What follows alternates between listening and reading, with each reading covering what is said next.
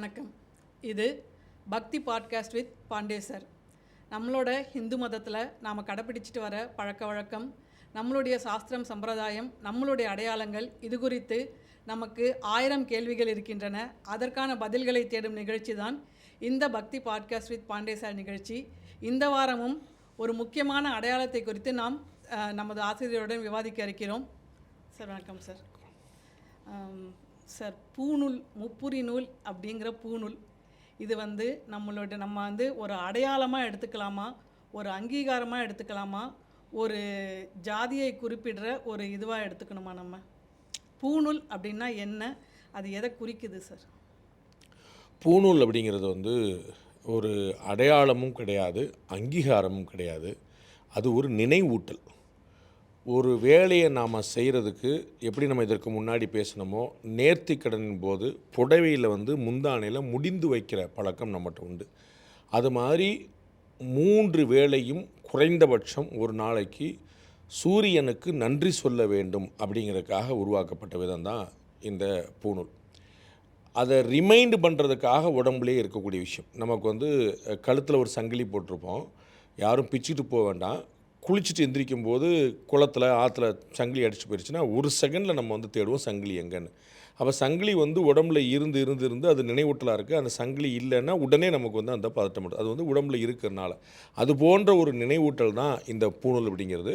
அதற்கான அடிப்படை வேலை நீ சூரியனை நன்றியோடு பாராட்டு, அவ்வளோதான் நமக்கு தத்துவம். அதனால தான் இந்த பூணூல் அணிந்தவர்கள் சந்தியாவந்தனம் செய்கிறார்கள்.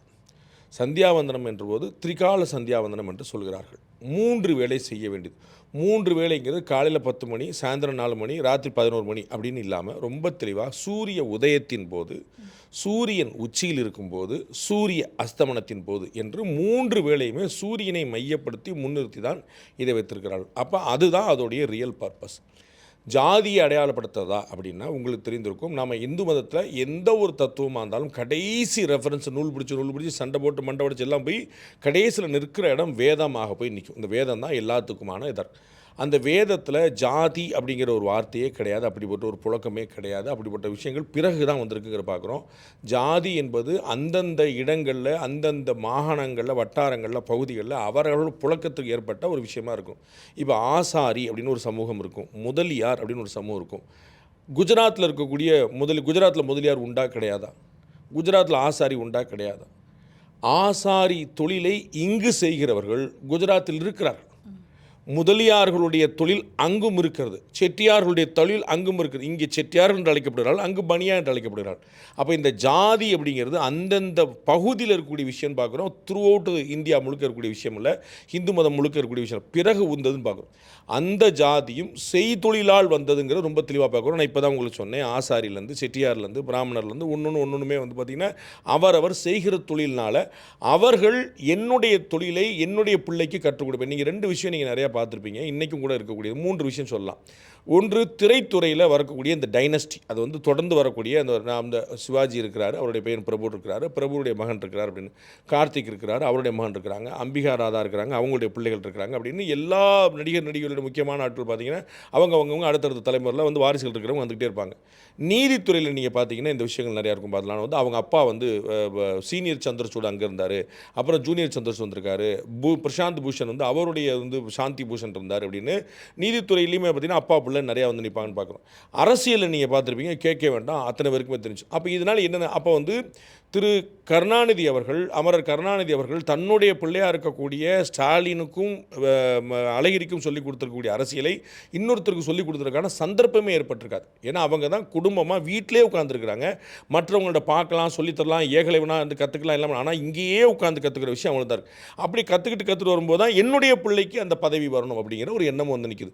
அப்படி உருவாகி ஒரு குழு மண்பான உருவானது தான் இந்த ஜாதிங்கிறது. என்னுடைய குடும்பம் இன்றைக்கும் கூட நீங்கள் கவுண்டர் சமுதாயத்தில் கூட்டம் அப்படிங்கிற வார்த்தையை பயன்படுத்துவாங்க. அது கவுண்டர்கள் அப்படிங்கிறது ஒரு சமுதாயமாக இருந்தாலும் அதிலே நீங்கள் எந்த கூட்டம் பாங்க, அண்ணாமலை ஒரு கூட்டம், எடப்பாடி பழனிசாமி ஒரு கூட்டம், செந்தில் பாலாஜி ஒரு கூட்டம்னு 3 பேருமே கவுண்டர் தான். அந்த 3 பேருக்குமே நீங்கள் எந்த கூட்டம் அப்படின்னு கேட்பாங்க. அப்போ இது பிரிவு கிடையாது, இது பிளவு கிடையாது, இது சண்டை கிடையாது, 3 பேரும் ஒரே சமூகம் தான். வேளாளர்னு சொல்லி இன்னும் பெரும் சமூகமாக முதலியாரும் பிள்ளைமாரும் கூட அதில் சேர்ந்துக்கிடுவாங்க. இப்படி ஒன்று பார்க்கணும். அப்போ அந்த விஷயங்கள் எப்படி வருதுன்னா அந்தந்த ஏரியாக்கள் அவரவருடைய கன்வீனியன்ஸுக்காக இந்த சொசைட்டி உருவாக்கிட்ட விஷயம் தான் நம்ம பார்த்துருக்குறோம். கீதையில் கண்ணன் சொல்லக்கூடியதும் திருக்குறளில் வள்ளுவர் சொல்லக்கூடியது ஒன்று தான். பிறப்புல்லா எல்லாருமே ஒன்று, அதில் ஒன்று பிறப்புக்கும் எல்லா உயிருக்கும். நம்ம தாவேக்காவுடைய கொள்கையிலேருந்து எல்லா இடத்துலையும் நீங்கள் பார்த்துருப்பீங்க. சீமான் தான் முதல்ல ரொம்ப அழுத்தமாக அதை சொல்லிக்கொண்டே இருந்தவர். எல்லோருக்கும் வந்து அதுக்கு அடுத்த 4 வார்த்தை யாருமே சொல்ல மாட்டாங்க. இவ்வளோ தான் முக்கியமான பிரச்சனை. கீதையில் கண்ணன் சொன்ன அதே வார்த்தையை வள்ளுவர் வந்து திருக்குறளில் சொல்கிறார். பிறப்பில் எல்லாம் ஒன்று, குண கர்மனகா அப்படிங்கிற வார்த்தையை வந்து கீதையில் பயன்படுத்துகிறார். அவனுடைய குணத்தினாலும் அவனுடைய செயலினாலும் அவன் பாகுபாடு, அந்த பாகுபாடை நான் உருவாக்கினேன்னு சொல்கிறார். அது எப்படி நான் தான் உருவாக்கினேன்னு சொல்லார், இல்லைன்னு சொல்ல எஸ்கேப் ஆகி விட்டு அப்படிலாம் ஒன்றுமே இல்லையே அப்படின்னு சொல்லி சொல்ல. அது வர்ணம், அதுவும் ஜாதி கிடையாது. நல்லா புரிஞ்சுக்கணும். ஜாதி வந்து அங்கே கண்ணன் பேசலை, இந்து மதம் பேசலை, எங்கேயுமே பேசலை. இது போல அதுதான் உங்களுக்கு எளிமையாக கேட்டேன். நம்ம வந்து இன்னொன்று விஷயம் வச்சுக்கணும். இந்த ஜாதியை உருவாக்கியவர்களே பிராமணர்கள் தான் அப்படின்னு ஒரு விஷயத்த சொல்லுவாங்க. இயல்பில் சொல்லிடுறேன். நீங்கள் வந்து இஸ்லாமியர்கள் ஒரு பேர் வச்சாங்கன்னா உருதுல அரபில் வைப்பாங்க. இயல்பு தமிழில் தெலுங்கில் மலையாளத்தில் வைக்க மாட்டாங்க. இயல்பில் புரிஞ்சு இஸ்லாமியர்கள் ஒன்று உருவாக்குனாங்கன்னா அது அவர்களுடைய வேதாகமாக இருக்கக்கூடிய அல் குரான்லேருந்து இருக்கக்கூடியதாக இருக்கும். அது வந்து அரபில் இருக்கும், இல்லாட்டி உருதுல இருக்கும். அது மாதிரி பிராமணர்கள் ஒரு பேர் வச்சாங்க அப்படின்னா அது சன்ஸ்கிரிட்டில் தான் இருக்கும்.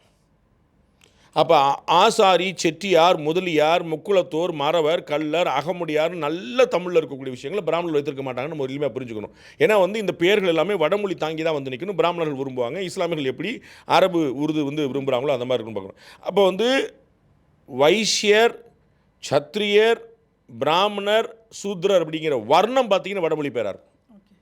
உங்களுக்கு புரியுங்களா? ஜாதி எல்லாம் தமிழ் பேராக இருக்கும். ஜாதி எல்லாம் அந்தந்த மொழி பேராக இருக்கும். தமிழ் பேருன்னு சொல்கிறத விட தெலுங்கில், மலையாளத்தில், கன்னடத்தில், குஜராத்தியில், மராட்டியில் தனித்தனியாக இருக்குன்னு பார்க்கணும். அப்போ இவர்கள் வந்து உருவாக்கியது 4 மேஜர் செக்ட். அதுதான் வந்து உருவாக்கப்பட்டது சமூகத்தில்.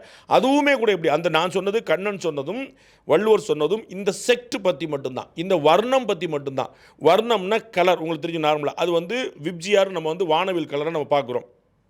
அப்போ அது வந்து ஒன்றுக்கொன்று முரணான கலர் கிடையாது, ஒன்றுக்கொன்று காம்ப்ளிமெண்டிங் கலர். அதை நம்ம புரிஞ்சுக்கணும். அப்போ இது வந்து பேதத்தை உருவாக்கப்பட்டதல்ல, பிறப்பினால் உருவானதல்ல, அவரவர் செயலால், அவரவர் தொழிலால், அவரவர் குணத்தால் வந்து பார்க்குறோம். வள்ளுவர் அதைத்தான் சொல்கிறார். சிறப்பு ஒவ்வா செய்தொழில் வேற்றுமையான் அப்படின்னு சொல்கிறார்.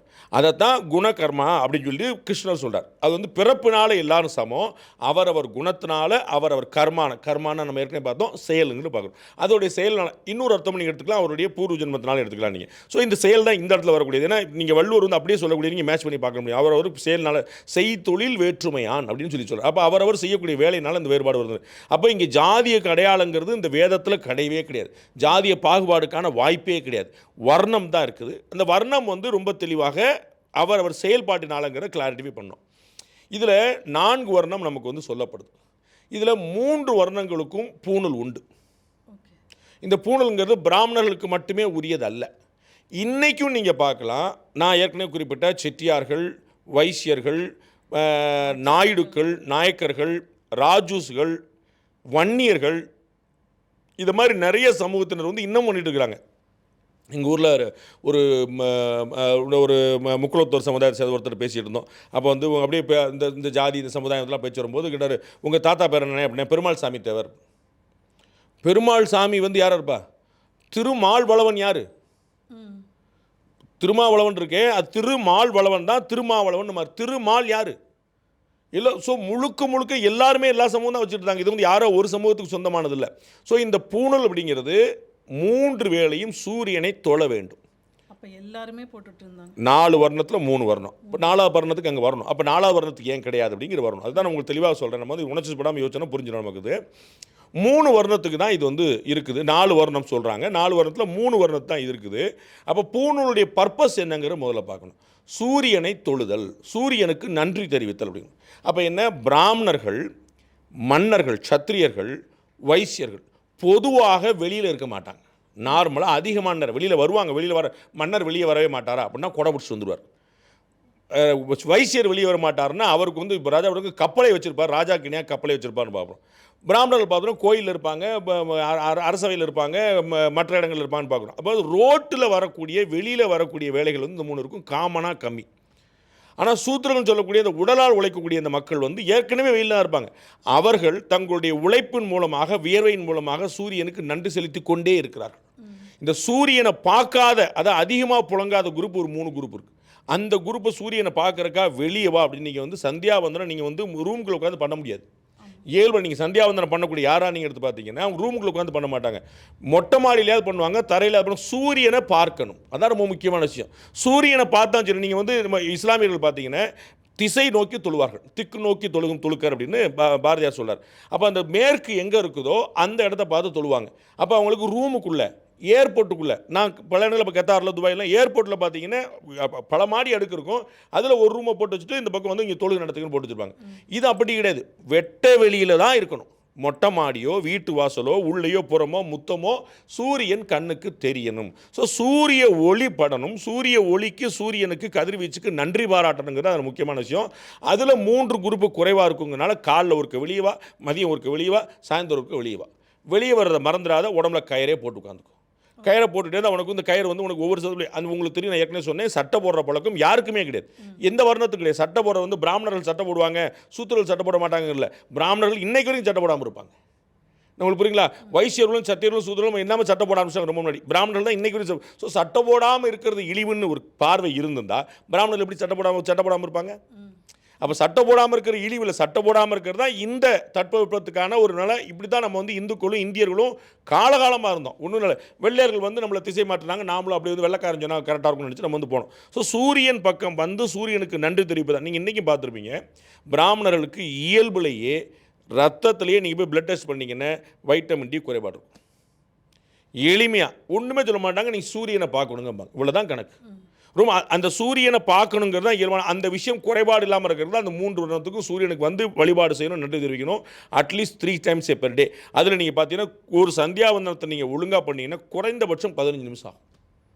அந்த 15 நிமிஷம் நீங்கள் சூரிய ஒளியில் இருந்தே தீரணும். இவ்வளோதான் தத்துவம். அப்போ இந்த 3 வருடத்தாருக்கும் இல்லை என்பதனாலும் அவர்கள் செய்யணுங்கனாலும் அவர்களுக்கு நினைவூட்டலுக்காக வந்தது தான் அந்த பூணல். இன்றைக்கி நீங்கள் பார்த்து சார், பூணல் வந்து பிராமணர்கள் மட்டும்தான் அணிகிறாங்க. நீங்கள் இப்படிலாம் ஓவராக தத்துவமாக பேசுகிறீங்க, ஆனால் பாருங்கள் பிராமணர்கள் மட்டும்தான் அணிகிறாங்க. நியாயமான கேள்வி. நாம் இந்த வெள்ளையர்களுடைய 200 ஆண்டு கால ஆட்சி, முகலாயர்களுடைய 800 ஆண்டு கால ஆட்சி, இந்த 1000 ஆண்டுகளில் நம்முடைய பல பழக்க வழக்கங்களை விட்டுட்டு வந்துட்டோம். இந்த குடுமி அப்படிங்கிறது பிராமணர்கள் மட்டும் இல்லை, எல்லாரும் வச்சுருந்தாங்க. நீங்கள் வந்து வாய்ப்பு இருந்தால் நீங்கள் வந்து அந்த படக்காட்சியோட காட்டுங்க. பரதேசி அப்படின்னு ஒரு படம் வந்திருக்கும், திரு பாலா அவர்கள் இயக்குனது. அதில் தொழிலாளர்கள், கூலி தொழிலாளர்கள், அவர்கள் வந்து அத்தனை பேருமே ஒரே காஸ்டியூமில் இருப்பாங்க. பிராமணர்கள் எப்படி இருப்பாங்களோ அதே காஸ்டியூமில், நெத்தியில் ஒரு திருநாமம் மட்டும்தான் இருக்காது. அதே அறவட்டம் அடித்த குடுமி. இன்றைக்கி நீங்கள் பார்த்துருப்பீங்க, குடுமின்னா வெறும் பெரும் பின்னோடு அறவட்டம் அடித்து முன்னாடி பூரா கல்வி. இன்றைக்கி பழைய பிராமணர்களோட படத்தை பூரா பாருங்கள், பழைய எல்லா பெருமக்களுடைய படத்தை பாருங்கள். 100 ஆண்டுக்கு முந்தைய படங்களை அவரவர் வீட்டில் பார்த்தா தெரியும். 100 ஆண்டுக்கு முன்னாடி வேறு ஒன்றுமே இல்லை, எல்லாம் அறவட்டம் அடித்து பின்னாடி குடுமி வச்சுருப்பாங்க. எல்லாருமே ஆண்கள் எல்லோருமே குடுமி வந்து சிகை வளர்க்குறது அப்படின்னு பேர். நீங்கள் வந்து ஆண்கள் அந்த குடுமியில் பூ வச்சுருந்துருக்காங்க பெண்களைப் போலவே. நீங்கள் தோடு போடுறீங்க, தோடு போடுற மாதிரி கடுக்கன்கிற கலாச்சாரம் ஆணுக்கு பெண்ணுக்கு 2 பேருக்கும் உண்டு. மோதிரம் 2 பேருக்கு உண்டு. நான் போட்டிருக்கேனே, நீங்கள் போட்டிருக்க வளையல் மாதிரியே தான் போட்டிருக்கிறேன். இது எல்லோருக்குமே உண்டு. இங்கே ஒரு அணி உண்டு, இங்கே ஒரு அணி உண்டு, எல்லாருக்குமே எல்லாமே இருந்தது. இதை காலப்போக்கில் இதே திரும்ப நீங்கள் சொல்கிறதுக்கு வந்து உங்களுக்கு தயக்கம் இல்லை. எனக்கு அந்த வெள்ளையர்கள் உருவாக்கின பிறகு இது இப்படி இருக்கணும், அது அப்படி இருக்கணும், போய் போய் போய் போய் இந்த குடுமி கட்டாச்சு. நான் வரலாற்றில் நடந்த ஒரு சம்பவத்தை சொல்கிறேன். தினமலருடைய நிறுவனர் திரு டிவி ராம சுப்பையர் அவருடைய கிராமத்தில் அவங்க வந்து இந்த பசங்க பூரா இருக்கிறாங்க. அவர் எழுதின அவருடைய வாழ்க்கை வரலாற்று நடந்த சம்பவம். அவங்க பூரா ஊரில் உட்காந்துருக்குறாங்க.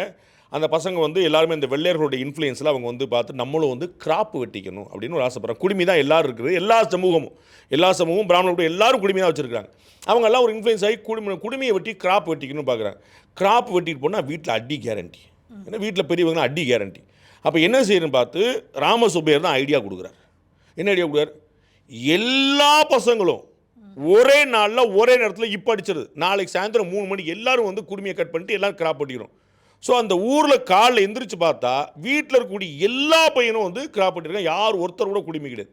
இப்போ யார் வீட்டில் போடுவாங்க? நம்ம நார்மலாக என்ன நடக்கும், நான் என் பிள்ளை எப்படி வளர்த்துருக்கேன் பார்த்தியா, நீ பார் உன் பிள்ளை தருதலையாக வளர்த்துருக்க அப்படின்னு ஒரு கமெண்ட். நம்ம என்ன சொல்லுவோம்? 4 பேர் பார்த்தா என்ன சொல்லுவான், அக்கம்பக்கத்துக்காரன் தெரிஞ்சா என்ன ஆகும், இதான் நம்ம அக்கம்பக்கத்துக்காரன் உட்பட எல்லாருமே எப்படி வந்துட்டா. அப்போ எந்த பிள்ளை யார் குறை சொல்லுவாங்க? அப்போ இந்த எளிமையாக புரிந்து கொள்ளக்கூடிய பாயிண்ட், ஊரே குடுமி வைத்திருந்த காலத்தில் கிராப்புக்கு மாறினார்கள். அப்போ கிராப்புக்கு மாறிட்டவங்கனால குடுமிங்கிற பிராமணர்கள் சமாச்சாரம் இல்லை, எல்லோருக்குமே இருந்தது. காந்தி வந்து இந்த பஞ்சகச்ச உடைய இங்கேருந்து வாங்கி பார்த்துக்கிட்டாரு. சட்டையில் அணியாமல் இருக்கிற மருந்து பார்த்து அவர் பார்த்தது ஒரு சலவை தொழிலாளியை, ஒரு பிராமணர் இல்லை, கோயில் இருக்கிற பிராமணனை பார்த்து என் சட்டையை பற்றி, கோயில் இருக்கிற பிராமணன் இன்னும் சட்டை இல்லாமல் தான் இருக்கிறார்.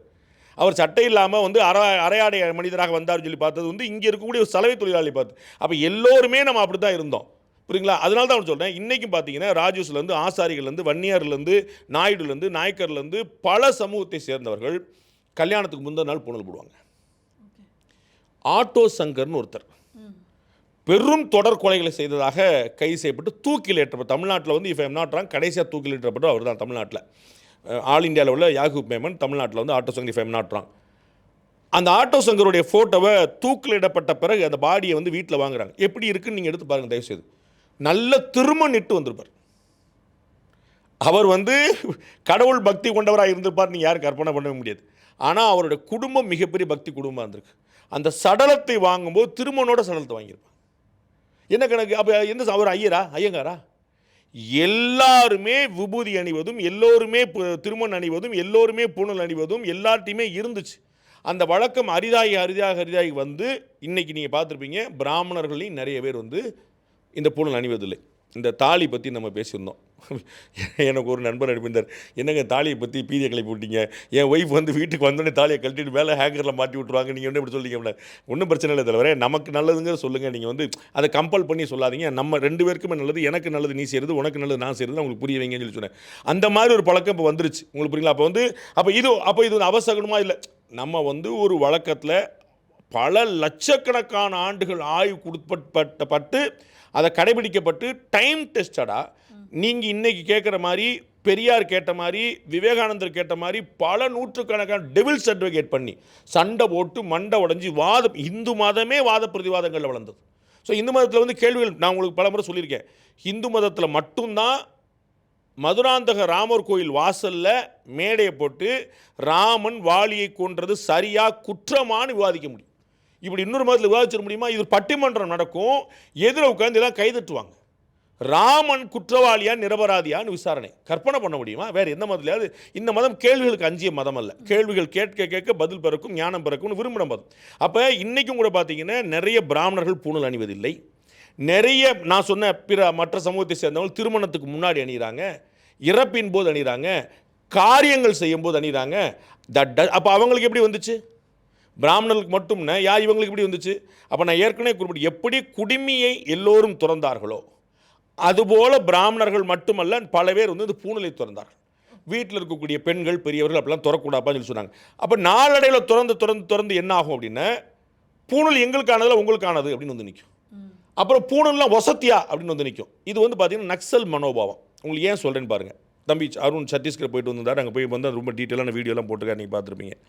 நக்சல்கள் வந்து தகர்த்தெறிந்த பள்ளிக்கூடங்கள் மட்டுமே 4000-5000க்கு மேலே பள்ளிக்கூடம் அனுமதிக்க மாட்டாங்க, சாலை அனுமதிக்க மாட்டாங்க, தெருவுகளுக்கு விட மாட்டாங்க, பாலங்கள் கட்ட விட மாட்டாங்க, எல்லாமே பண்ணி விட்டாங்க. நான் கண்கூட பார்த்துருக்கேன். பீகார் நக்சல் பாதிக்கப்பட்ட பகுதியில் ரோலர் போட்டுட்ருக்கோம், முன்னாடியும் பின்னாடியும் 20 போலீஸ்காரங்க அடிப்பாங்க. அவங்க வந்து ரோடுக்குன்னே ஒரு செக்யூரிட்டி ஃபோர்ஸ் வச்சுருக்காங்க, ரோடு லே பண்ணுறதுக்குன்னே ஒரு செக்யூரிட்டி ஃபோர்ஸ், நம்ம சிஎஸ்எஃப் மாதிரி சிஆர்பிஎஃப் மாதிரி இதுக்குன்னே வச்சுருக்கேன். அந்த மாதிரி பார்டர் ரோடு ஃபோர்ஸ்னு நினைக்கிறேன், அந்த பிஎஸ்எஃப் மாதிரி பிஆர்எஃப்னு நினைக்கிறேன். அந்த மாதிரி வந்து எல்லைகளை போடுறதுக்கு வச்சுருக்கவங்களை தூக்கி நக்சல் போட்டு வச்சுருக்காங்க. அப்போ அவங்க என்ன சொல்லுவாங்க, கொஞ்ச நாள் வந்து இந்த மாதிரி இடிச்சு வெட்டு போட்டு அவர் பண்ண சொல்லுவாங்க, பார்த்தீங்களா பள்ளிக்கூடமே இல்லை நம்ம ஊரில், பார்த்தீங்களா நம்ம ஊரில் ரோடே இல்லை, பார்த்தீங்களா நம்ம ஊரில் லைட்டே இல்லை. அவர்கள் தான் அதை தகர்ப்பார்கள், பிறகு அப்படி இல்லைன்னு சொல்லுவாங்க.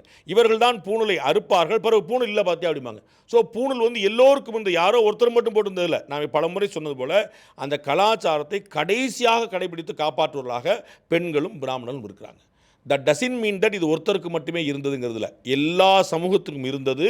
சூரிய வழிபாடு தான் அதனுடைய அடிப்படை, நினைவூட்டுவதற்காக இருந்தது. இன்றைக்கும் கூட பல சமூகங்கள் இன்றைக்கி விழிப்புணர்வு பெற்று இறைவனுடைய கருணையில், இந்த கடவுளுடைய பரிபூர்ண கருணையில் இன்றைக்கும் கூட வட மாவட்டங்களில் பல வன்னிய குல சத்திரிய பெருமக்கள் பலர் ஆயிரக்கணக்கானர் இந்த ஆவணி ஆவட்டத்தின் போது மொத்தமாக கூட்டமாக நின்று இந்த பூணல் அணிவதை வழக்கமாக கொண்டு இப்போ கூட நீங்கள் பார்க்கலாம். திரு ஆர்.என். ரவி ஒரு ஆளுநராக இருக்கும்போது இது மாதிரியான ஒரு மாஸ் பூணல் போடுற நிகழ்ச்சிக்கு போயிருந்தார். அவர் பூணல் போட சொல்லி அங்கே போகல, நல்லா புரிஞ்சுக்கணும். அவர் பூணல் போட சொல்ல, பூணல் போடுற நிகழ்ச்சிக்கு அவரை கூப்பிட்டாங்க. அப்போ அவர் வராட்டாலும் போட்டிருப்பாங்கிறது அது புரிஞ்சுக்க வேண்டியது. அப்போ இந்த விழிப்புணர்ச்சி வன்னியர்களுக்கு எப்படி வந்துச்சு? அப்போ வந்து திடீர்னு அவங்க பூணல் போட ஆரம்பிச்சிட்டாங்களா?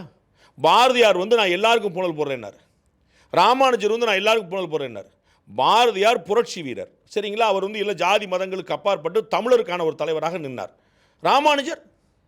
ராமானுஜர் வைணவர், ராமானுஜர் பிராமணர், ராமானுஜர் ஐயங்கார், ரைட்? அப்போ அவர் எப்படி எல்லாருக்கும் புகழ் போடுவார்?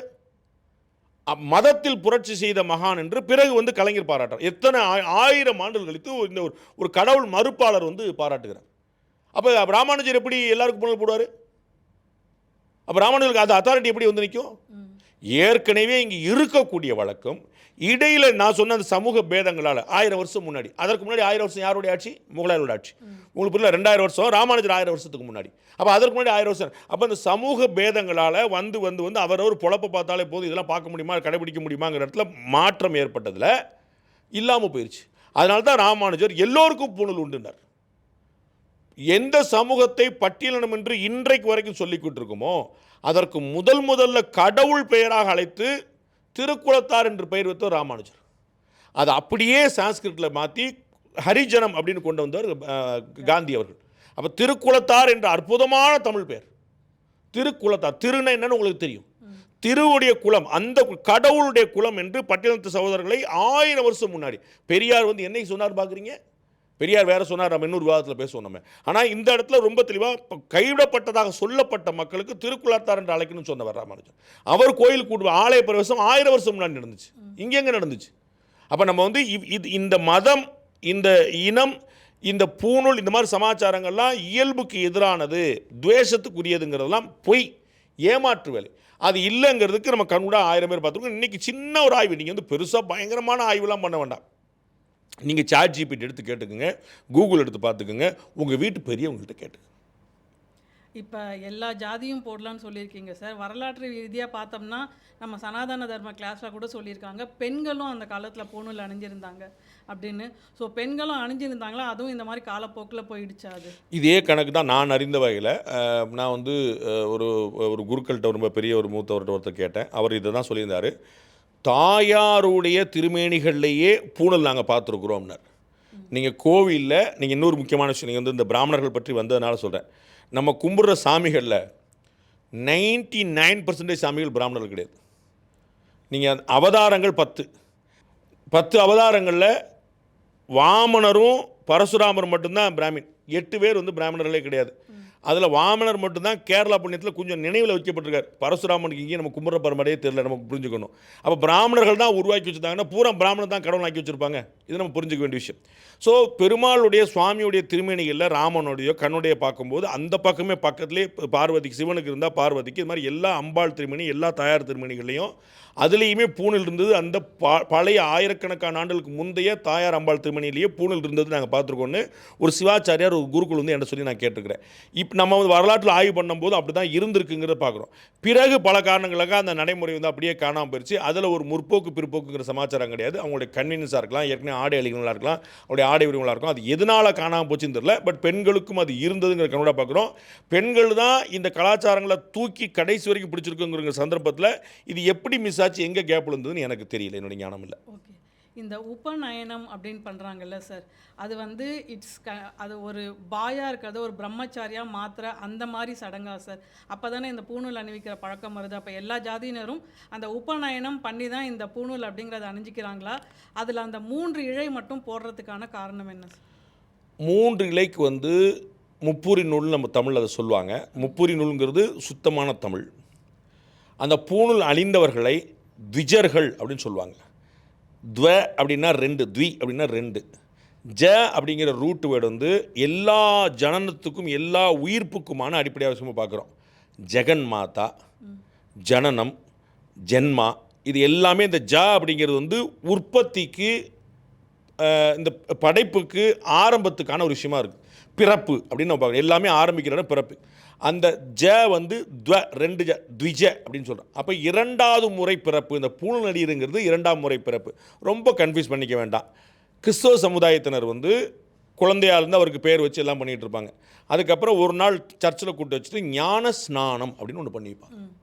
அதிலிருந்து அவர் வந்து பைபிளில் சில விஷயங்களை படித்து பராமரித்து அதை கடைபிடிக்கக்கூடியவராக மாறுகிறார் அப்படின்னு சொல்லிட்டு அதுக்கு வந்து பிறகு வந்து அவர் ஃப்ரெட்ரிக் தான் பேர் வச்சுருப்பாங்க. ஸோ அன்னைக்கு திடீர்னு பேர் மாத்திர விஷயம் இல்லை. ஆனால் அவர் சர்ச்சுக்கு கூட்டு வச்சுட்டு அவருக்கு பண்ணும்போது அதுக்கு வந்து ஞான ஸ்நானம் அப்படின்னு அது மாதிரி தான் எல்லோருமே குழந்தையாக இருந்து ஜாலியாக இருந்து ஊர் சுற்றி போட்டு எச்சல் பண்ணி பத்து பார்க்காம கோயில் இடம் பார்க்காம குழந்தையாக இருக்கும்போது அவங்களுக்கு எந்த பாவமும் கிடையாது. நம்ம வந்து பீர்பால் கதைகளில் நீங்கள் பார்த்துருப்பீங்க, உங்களுக்கு தெரியும். அக்பர் வந்து கேட்குறார், நேற்று ராத்திரி 12 மணிக்கு என் நெஞ்சில் ஒருத்தன் ஓங்கி மிதிச்சிட்டான், அவனை என்ன செய்கிறது அப்படின்னு கேட்குறார். உடனே மந்திரி பெருமாறுலாம் அவனை கையை வெட்டிடணும், காலை வெட்டிடணும், தூக்கில் தொங்கணும் அப்படின்றார். பீர்பால் மட்டும் எந்திரிச்சு அவருடைய காலுக்கு வந்து சலங்கை போடணும், தங்கத்தில் வந்து காப்பு போடணும் அப்படின்றார். என்னங்க அப்படின்னு சொல்லி சொன்னால், ராத்திரி 12 மணிக்கு உங்கள் வீட்டுக்குள்ளே யார் வர முடியும்? முதல்ல வந்து யார் உன் நெஞ்சில் மிதிச்சு உன் மகன் மிதிச்சிருப்பான், அவன் பேரை மிதிச்சிருப்பான், அவன் குழந்தைகள் மிதிச்சிருக்கும். அப்போ அந்த பிள்ளைகள் என்ன செய்யணும்? அதில் வந்து காலில் தான் தூக்கி வந்து அவங்களுக்கு வந்து தங்கம் தான் போடணும். அப்போ நம்ம ரொம்ப அந்த குழந்தைகள் வந்து எங்கேனாலும் போகக்கூடியவர்கள் என்னாலும் செய்வாங்க. அவங்களுக்கு குழந்தைகளுக்கு தீட்டு கிடையாது, குழந்தையும் தெய்வமும் ஒன்றுன்னு சொல்லியிருக்காங்க. குழந்தைகளுக்கு எந்த தீட்டும் கிடையாது. அந்த குழந்தைகள் வந்து தீட்டுலாம் இல்லாமல் ஜாலியாக ஊர் சுற்றிட்டு இருக்கும்போது அதற்கு பிறகு அவங்களுக்கு வந்து ஒரு வயதில் ஒரு சிங்கிள் டிஜிட் வயதில் வந்து அது 7 வயசோ 9 வயசோ 11 வயசோ ஒரு வயசில் அந்த இடத்துல வந்து அவங்களுக்கு வந்து ஒரு பூணல் போடுறது தான் ஒரு முக்கியமான விஷயம். அப்போ தான் அவருக்கு வந்து ஏற்கனவே ஒரு பிறப்பு தாயின் கருவில் வந்து விட்டார்கள். இப்போது ஒரு குருநாதர் மூலமாக அந்த மூல மந்திரத்தை சொல்லிக் கொடுத்து எப்படி சூரிய நமஸ்காரம் செய்ய வேண்டும், சூரியனுக்கு எப்படி இந்த நமஸ்காரத்தை செய்ய வேண்டும். நீங்கள் பார்த்துருப்பீங்கன்னா அதில் வந்து ஒரு விரல் பின்னி ஒன்று வைப்பாங்க, அந்த சூரியன் அதன் மூலமாக பார்க்கணும். இது முழுக்க முழுக்க சோலார் சம்பந்தப்பட்டது, சயின்ஸ் சம்பந்தப்பட்டது. இது யந்திர மந்திர தந்திர ரகசியங்கள் பூச்சாண்டி சமாச்சாரங்கள் கிடையாது. முழுக்க முழுக்க இயற்கை வழிபாடு, முழுக்க முழுக்க சூரிய நமஸ்காரம், அவ்வளோதான். அப்போ அந்த சூரியனை எப்படி பிணிந்து நீங்கள் அந்த ஃபோட்டோ கூட நம்ம போடலாம், எப்படி வந்து அந்த விரல்களை வந்து பின்னி அவங்க வந்து பண்ணுறாங்க அப்படிங்கிற பார்த்து அதன் மூலமாக சூரியனை பார்த்து அந்த நமஸ்காரம் செய்யணும். அந்த காயத்ரி மந்திரத்தை எப்படி சொல்லணும், அதை எத்தனை முறை சொல்லணும், இதெல்லாம் சொல்லிக் கொடுக்குற முறை. அது வந்து குருநாதர் வந்து எல்லார் முன்னாடியும் திரையை போட்டு வச்சு சொல்வார். ஏன்னா அந்த குருநாதருக்கு வந்து அந்த சொல்லித்தரும்போது அந்த சிஷியனுக்கு அந்த சீரியஸ்னஸ் இருக்கணுங்கிறக்காக அது சொல்லித்தரப்படக்கூடியது. இது ஒரு ஆளுக்கு மட்டும் இல்லை, எல்லாருக்குமே உண்டுங்கிற பார்க்குறோம். இது காலகாலமாக இருக்குது. அப்படி தான் அதுக்கு 3 நூல் போடுறாங்க. அதுதான் பூணுன்னு சொல்கிறோம். அதுதான் முப்புரி நூல் அப்படின்னு சொல்லி சொல்கிறோம். தமிழில் தான் முப்புரி நூல் சொல்கிறோம். அந்த 3 நூல்கள் இருக்கிறதுக்கு 3 விதமான காரணங்கள் சொல்கிறாங்க. ஒன்று, அதுதான் பிரம்மா விஷ்ணு சிவன் அப்படிங்கிற நினைவில் வச்சுக்கிறது அப்படின்னு சொல்கிறாங்க. அதுதான் 3 வேதங்கள் தான். இப்போ தான் 4 வேதம் நம்மகிட்ட இருந்தாலுமே வந்து ரிக் சாம யஜுர் இந்த 3 தான் வந்து பிரதானம். அதர்வனம் வந்து 4வது வேதமாக சொல்கிறாங்க. கீதையில் கண்ணனே 3 வேதங்கள் தான் குறிப்பிடுறார். ஸோ நம்ம வந்து 4 அதர்வனமும் சேர்த்து ஒரு வாதம் அப்படின்னு நம்ம எல்லாருமே ஏற்றுக்காங்க, யாரும் டிஸ்பியூட்டே பண்ணலை. ஆனால் பிரதானமாக வந்து சொல்ல 3 வேதங்கள் தான். ஸோ இந்த 3 கயிறு 3 நூல் இருக்கிறது, 3 புரி இருக்கிறதுங்கிறது பிரம்மா சிவன் விஷ்ணுவாகவும் 3 வேதங்களாகவும் பார்க்கப்படுது. 3 காலம், காலை மாலை சந்தி அப்படின்னு அந்தி அப்படின்னு 3 காலங்கள். இதை நினைவூட்டக்கூடிய விஷயங்களாக சொல்லிட்டு இருக்காங்க. இதுதான் அந்த 3 புரி நூல் அப்படின்னு சொல்கிறாங்க, ஞான ஸ்நானம் அடைந்தவர்கள் போல. ஓகே, நம்மளுக்கு ஆயிரக்கணக்கான நூற்றுக்கணக்கான மந்திரங்கள் இருக்கும்போது இந்த உபநயனம் பண்ணும்போது, இந்த சந்தியாவந்தனம் பண்ணும்போது இந்த காயத்ரி மந்திரம் மட்டும் சொல்கிறது, அதுக்கு ஏதாவது ரீசன் இருக்கா சார்? அண்ட் அந்த சந்தியாவந்தனம் பண்ணும்போது இப்படிலாம் வச்சுட்டு பண்ணுறது வந்து அந்த நாடி அடக்கிறது அந்த மாதிரி, அதுக்கு ஏதாவது ஒரு ரீசன் இருக்கா சார்? நான் ஏற்கனவே சொன்னேன், உடலோடு நேரடியாக சூரியனை பார்க்க வைப்பது, உடலோடு இப்போ இந்த ஸ்தூல சரீரத்தோடு சூரியனுக்கு நன்றி சொல்வது தான் அதோடைய வேலை. நாம் வந்து மிக குறைந்த ஆடைகள் அணிந்து தான் ஆண்கள் வந்து அதை பண்ணுறதை நம்ம பார்த்துருக்கோம். சாதாரணமாக ஒரு வேட்டி வச்சுருப்பார், அதையும் மடித்து வச்சுட்டு உட்கார்ந்து பண்ணும்போது பண்ணிச்சுருவார், எந்திரிச்சு நின்று அர்க்கியம் கொடுப்பாருங்கிற பார்க்குறோம். ஸோ முழுக்க அது வந்து திரும்பி நிற்கிறது, அது வந்து மேலே கொடுக்குறது கீழே கொடுக்குறதுன்னு எல்லா 4 திசைக்கும் கொடுப்பாங்க. ஆகாசத்துக்கும் கொடுப்பாங்க, பூமிக்கும் கொடுப்பாங்க, அர்க்கியம் எல்லா பக்கம் கொடுப்பாங்கன்னு பார்க்குறோம். அப்போ வந்து முழு மேனியும் சூரியனுடைய பார்வை படணும், அதுதான் அதோடைய தத்துவம், வேறு ஒன்றுமே கிடையாது. ஸோ அதில் வந்து ஒவ்வொரு விஷயத்தையும் செய்யும்போது 2 விஷயங்கள், 1 ஆக்ஷன், 2 வந்து மந்திரம். ஸோ வந்து நம்ம வந்து நீங்கள் பார்த்துருப்பீங்க, ராமர் வந்து பிரம்மாஸ்திரத்தை ஏவினார் அப்படின்னு சொல்லி சொன்னால் அது வந்து அஸ்திரம், அது வந்து ஒரு பீரங்கி மாதிரி, அது வந்து ஏவுனா போதும் அங்கே முடிச்சிருக்கும். ஆனால் அதற்கு முன்னாடி ஒரு மந்திரம் ஒன்று ஏவர், அதுதான் சஸ்திரம். அஸ்திர சஸ்திரம்னு சொல்லி சொல்லுவாங்க. சாஸ்திரத்தின் அடிப்படையில் மந்திரத்தை ஓதி அந்த அந்த வெயிட்டுக்கு ஒரு பவரை நம்ம கொடுக்குறது, அதுதான் வந்து அணுவாக மாறுகிறது நம்ம பார்க்குறோம். அப்போ வந்து அந்த ஆயுதம் வெறும் ஆயுதமாக வெறும் அம்பாக இல்லாமல் அது வந்து ஸ்பெஷல் பவராக இருக்குன்னா அந்த மந்திரத்தினால் வந்து நிற்கின்னு பார்க்குறோம். அப்போ நம்ம உடல் ரீதியாக நம்ம வந்து அர்க்கியம் கொடுத்து நம்ம வந்து சுவாமிக்கு நம்ம வந்து பண்ணும்போதே இந்த மந்திர ரீதியாக சொல்லக்கூடியது. இந்த காயத்ரியை தான் எல்லா பெரிய மகான்களும், அதாவது மத பேதங்கள் இல்லாமல், ஜாதி பேதங்கள் இல்லாமல், எல்லா மொழி பேதம் இல்லாமல் எல்லா பெரிய மகான்களும் இந்த காயத்ரி மந்திரத்தை தான் மூல மந்திரம் சொல்கிறாங்க, எல்லாத்துக்குமான ரூட். இது வந்து அது ஒன்றுமே இல்லை. நீங்கள் அந்த மந்திரங்கள் நான் வந்து பொதுவெளியில் சொல்வது எங்களுக்கு பெரியவர்கள் சொல்லி கொடுத்தது அல்ல. ஆனால் அந்த மந்திரத்தை நீங்கள் பார்த்தீங்க அப்படின்னா அது இந்த 7 14 உலகத்தை பற்றி தான் பேசும். பூர்லோகம், புவலோகம், சுவலோகம் அப்படின்னு 14 லோகம். நம்ம ஈரேழு 14 லோகத்தில் ஒன்றே மாதிரி பார்த்துருக்க முடியாது அப்படின்னு சொல்லணும்ல. மேலே 7 லோகம், கீழே 7 லோகம். இதுதான் நம்முடைய தத்துவம். இன்றைக்கி நம்ம கண்கூடாக பார்க்குறோம். நமக்கு வந்து செவ்வாயில் ஆள் இருக்குதா, சந்திரனில் ஆள் இருக்குதா, சூரியனில் குடியிருக்க முடியுமா அப்படின்னு நம்ம வந்துருக்கிற பார்க்குறோம். மேலே இருக்கக்கூடிய லோகங்கள், கீழே நமக்கு முடியாது. அதல பாதாள அப்படின்னு கேள்விப்பட்டிருப்போம். பாதாளம் ஒரு லோகம், ஒரு உலகம். அதலம் ஒரு உலகம். இந்த அதல பாதாளத்தில் விழுந்துட்டாண்டா அப்படின்னு நம்ம சொல்லுவோம். அது வந்து அதல பாதாளத்தில் என்ன, அது காமன் மேன் சொல்லுவான், ஒரு எழுத்து கூட படிக்காதுன்னு சொல்லுவான். அதல பாதாளத்தில் விழுந்துட்டாண்டா அப்படிமா. அப்போ அதல பாதாளம்னா என்ன? பாதாளம் ஒரு உலகம், அதலம் ஒரு உலகம். அதை மாதிரி 14 உலகங்கள். இந்த ஸ்லோகத்தில் 14 உலகத்துக்கும் இயற்கைக்கும் இறைவனுக்கும் நன்றி பாராட்டுவார். அது நேரடியாக இருக்கும் அந்த மீனிங். நீங்கள் வந்து பெரியவங்கள்ட்ட அந்த மந்திரம் கேட்டால் தெரியும். இந்த காயத்ரி வந்து மூல மந்திரமாக இருக்கிறது. இது தாண்டி நிறைய மந்திரங்கள் ஒவ்வொரு சுவாமிக்குமே உண்டு. இதே ஜாடையில் இருக்கும், இதே மாதிரி இருக்கும். அதில் 2-3 வார்த்தைகள் மட்டும் மாறி ராமனுக்கானது, லக்ஷ்மிக்கானது, சுவாமிக்கானது, பெருமாளுக்கானது அப்படின்னு ஒன்று சின்னதாக வரும். இந்த மந்திரம் தான் ரூட். ஸோ இந்த மந்திரம், அதாவது இயற்கையை, இந்த 14 லோகத்தை மனதில் இருத்தி அதை நான் புரிஞ்சுக்கிட்டு நான் செய்கிறேன் அப்படிங்கிற இந்த நன்றி பாராட்டக்கூடியதான் இது. முழுக்க முழுக்க சயின்ஸ். ஓகே. இப்போ இது வந்து எல்லா ஜாதியும் போடுறாங்க. அதுக்கப்புறமா வந்து இந்த பூணூல் போட்டால் சில இது மாதிரி இருக்கணும் அப்படின்னு சில ரூல்ஸ்லாம் இருக்குது சார். இப்போ இந்த காலம் வந்து யார் யாரெல்லாம் போடுறாங்களோ அதை வந்து ஒழுங்காக கடைப்பிடிச்சு அதை போடணுமா, இல்லை அது வந்து ஒரு ஃபார்மாலிட்டிக்காக போடுறாங்க அப்படிங்கிற ரேஞ்சு கொண்டு வந்துட்டாங்களா? தர்மத்தில் என்ன சொல்கிறாங்க, நடிக்கிறக்காவது நல்லவனாக இருன்றாங்க. நல்லவனாக நடிக்கிறதா சார், இது ஏமாத்து வேலை இல்லையா சார்? நான் பரவாயில்லையே, ஏமாத்து வேலையாவது நீ நல்லவனாக நடிக்கிறியே, நடிக்கிறக்காவது நல்லவனாக இருக்கிறேன்னு. சில விஷயங்கள் நமக்கு வந்து கோவிலில் சுண்டல் கொடுக்குற மாதிரி. சுண்டலுக்காக கோயிலுக்கு போய் நம்ம கேலி பண்ணுவோம், ஜாலியாக கோயில் போண்டா பேசாமல் சுண்டல் கொடுப்பாங்கடா அப்படின்னு. வா அப்படின்னு தெரியாமலா பண்ணுறான்.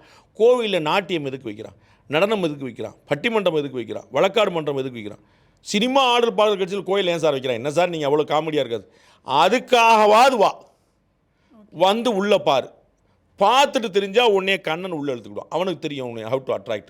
ஸோ நீ அட்லீஸ்ட் நீ கேட்டு வரைக்கும் வா, கேட்டுக்கு அப்புறம் உன்னை வந்து பெருமாள் சேர்த்துப்பார். அதில் வந்து ஒரு பெரிய ப்ராப்ளம். அப்போ வந்து அந்த மாதிரி நடிக்கிறக்காக நீ போட்டுக்கணும். பூனல் வந்து சம்பிரதாயத்துக்கு போட்டுக்குங்க, ஓகே போட்டுக்குங்க, ஒன்றும் பிரச்சனை இல்லை. பூனலை வந்து நான் முதுகு சொரியை தான் பயன்படுத்துவேன், சொரிஞ்சுக்கங்க, ஒன்றும் பிரச்சனை இல்லை.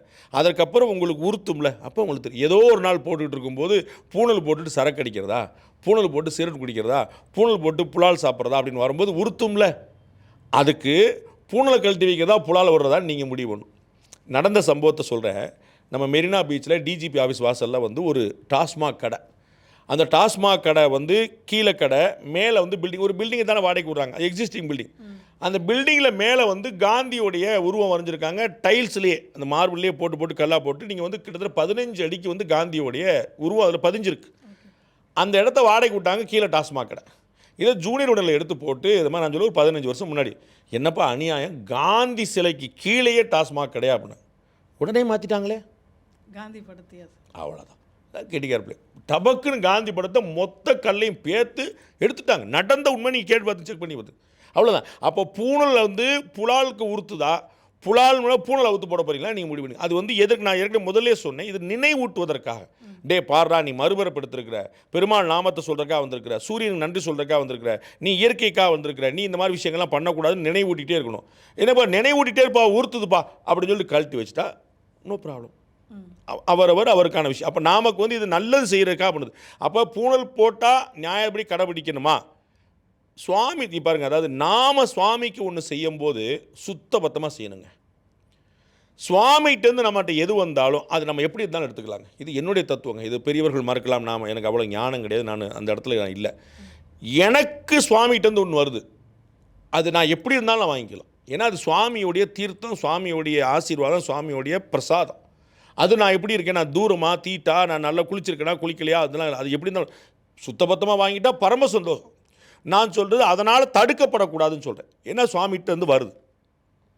சுவாமிக்கு போகிறது நம்ம வந்து பூ சாத்துறோம், புடவை சாத்துறோம், பூஜை பண்ணுறோம் அப்படின்னா அது சுத்தபத்தமாக பண்ணணும். ஸோ நீங்கள் பெருமாளுக்கு கொடுக்கக்கூடிய விஷயங்கள் சுத்தபத்தமாக இருக்கணும். பெருமாள்கிட்டருந்து வரக்கூடிய விஷயங்கள் உங்களை சுத்தப்படுத்தும். நீங்கள் அசுத்தமாக இருந்தால் கூட பூணூல் உங்களை நினைவூட்டக்கூடிய, புனிதப்படுத்தக்கூடிய ஒரு விஷயம். அது உள்ளே இருந்திருந்து புனிதமாக கொஞ்சம் கொஞ்சமாக மாறுங்கட்டாங்க. எல்லாருமே நான் எடுத்த உடனே நீங்கள் ராமானுஜராக வரணும் அப்படின்னு யாரும் ஆசைப்படலை, யாரும் எதிர்பார்க்கல, சாத்தியம் இல்லை, புரிஞ்சுக்கிறோம். ஆனால் கொஞ்சம் கொஞ்சமாக அவர் என்ன செஞ்சார், ஏன் நீங்கள் வந்து இன்னமும் கூட கீதையை பற்றி, ராமாயணத்தை பற்றி, மகாபாரதத்தை பற்றி பேசிகிட்டு இருக்கோம். நல்லார் ஒருவர் உலரில் அவர் பொருட்டு எல்லோருக்கும் பெய்யும் மழைன்னா. வரலாறு தெரியாதவனுக்கு எதிர்காலம் கிடையாதுன்னா. அப்போ ஒன்றுனா பழைய சம்பவங்கள், நம்முடைய வீடு, நம்முடைய மனம், நம்முடைய நாடு, நம்முடைய குலம், கோத்திரம், பூர்வாசிரமம், இது எல்லாத்த பற்றி சொல்ல ஆஹா அப்படின்னு சொல்லிட்டு யாராவது 10ல் ஒரு 4 பேருக்கு பக்தி வந்துடாதா? ஒரு 4 நாள் பிரகலாதனுக்கு எப்படி சாத்தியமாச்சு? அவங்க அம்மாவுடைய கர்ப்பத்தில் கதை கேட்டு தானே வந்துச்சு. அந்த ஹரிகீர்த்தனம் எப்படி வந்துச்சு? ராம ராம ராம நாராயண நாராயண சொல்ல வந்து நிற்கிது, அவ்வளோதான். அப்போ எல்லா பக்கமும் இந்த நல்ல விஷயங்கள் காதில் ஒழிச்சிக்கிட்டே இருக்க. அதற்கு தான் இந்த பூணில் போட்டுற. நீ வந்து ஞாபகம் வச்சுக்கூடா, நீ வந்து ஒழுங்காரு. அதற்கு மீறி நான் தப்பு பண்ணுறேன், அது என்ன செய்யறது? சபரிமலைக்கு மாலை போட்டு சிலர் தப்பு பண்ணுறாங்க. 48 நாள் விரதம். 48 நாள் விரதம்ங்கிறது என்ன? நம்ம ஏற்கனவே சொன்ன கட்டுப்படுத்திக்கிறக்காக தான் விரதம். அப்போ கூட சுய கட்டுப்பாடுலாம் 4 பேர் போய் நிற்கிறாங்க. நம்ம என்ன செய்ய முடியும்? அப்போ பூணல்ங்கிறது உங்களுக்கு நினைவூட்டுவதற்காக, உங்களுடைய கடமையை நினைவூட்டுவதற்காக. உறுத்துது, கடமையை காட்டுது அப்படிங்கிறதுக்கு அவுத்து வச்சிடும் அப்படின்னு சொன்னால் பெருமாள் காப்பாற்றும். ஃபைனலாக இந்த ஆவணி அவட்டம் அந்த டைமில் மட்டும் நம்ம பூணூலை மாற்றுறது ஏன்? அது நீங்கள் சொன்ன மாதிரி எல்லா ஜாதியினருமே அன்றைக்கி மட்டுமாவது பண்ணுறாங்க அப்படின்னு சொன்னீங்க. ஸோ ஆவணி அவட்டத்துக்கும் இந்த பூணூலுக்கும் என்ன சம்மந்தம்? பூணூல் மாற்றுறது அப்படிங்கிறது வருஷத்துக்கு ஒருக்க மாற்றணும் அப்படின்னு வைக்கிறாங்க. அதில் இந்த ஆவணி மாதம் அவிட்ட நட்சத்திரத்தில் இதை வந்து செய்கிறாங்க. வருஷத்துக்கு ஒரு தடையாவது செய்யணும். இடையில மாற்றிட்டாலும் தப்பு கிடையாது. மாற்ற முடியாதவர்கள், மாற்ற வாய்ப்பில்லாதவர்கள் மாற்றிக்கிறாங்க. உங்களுக்கு தெரியும், இந்த விருத்தி தீட்டு, இந்த அசுப தீட்டும் போதும் புனல் மாற்றுவாங்க. வீட்டில் யாராவது இறந்து போனாங்க, அல்லது அந்த 4 ஒருவராக அந்த அந்த அந்த சடலத்தை தூக்குனவங்களாக இருந்தாங்க, இதை மாதிரியான விஷயங்கள் பண்ணவங்களும் இந்த விருத்தி தீட்டில் இருந்தவங்களும் இந்த பூணலை மாற்றுற வழக்கம். தாடி ஃபுல்லாக வளர்த்துருப்பாங்க, நீங்கள் பார்த்துருப்பீங்க. அப்புறம் ஷேவ் பண்ணி வைக்கும்போது மாற்றுவாங்க.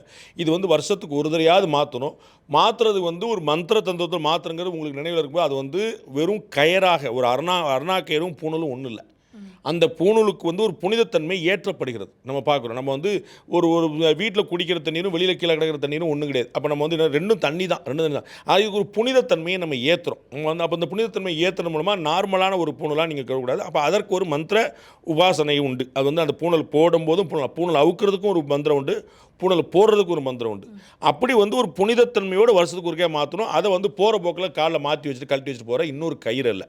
அது இந்த சட்டையில் வந்து ஒரு கோடிக்கணக்கான கயிறு இருக்குது.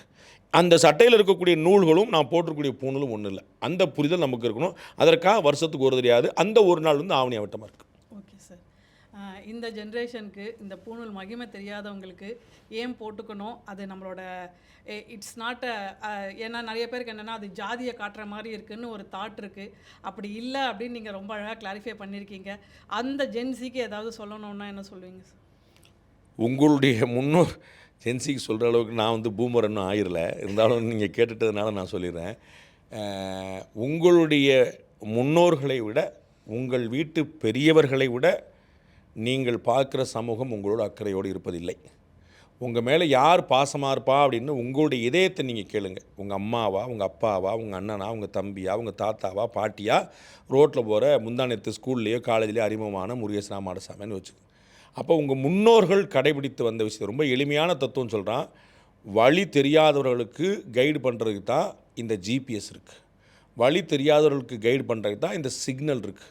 அந்த ஜிபிஎஸும் அந்த சிக்னலும் தான் உங்கள் வீட்டு முன்னோர்கள், பெரியவர்கள். அவர்கள் சொல்வதை கேளுங்கள், எல்லா தத்துவங்களும் ஆட்டோமேட்டிக்காக நடக்கும். வேறு ஒன்றுமே. ரொம்ப நன்றி சார். பூணூலுங்கிறது ஒரு தனிப்பட்ட ஜாதிக்கானது இல்லை, அது ஒரு அடையாளமும் இல்லை, அது ஒரு அங்கீகாரமும் இல்லை, அது ஒரு நினைவூட்டல் அப்படின்னு ரொம்ப அற்புதமான ஒரு விளக்கம் கொடுத்துருக்காரு. மீண்டும் அடுத்த வாரம் பக்தி பாட்காஸ்ட் வித் பாண்டே சார் நிகழ்ச்சியில் சந்திக்கலாம். அதுவரை நன்றி.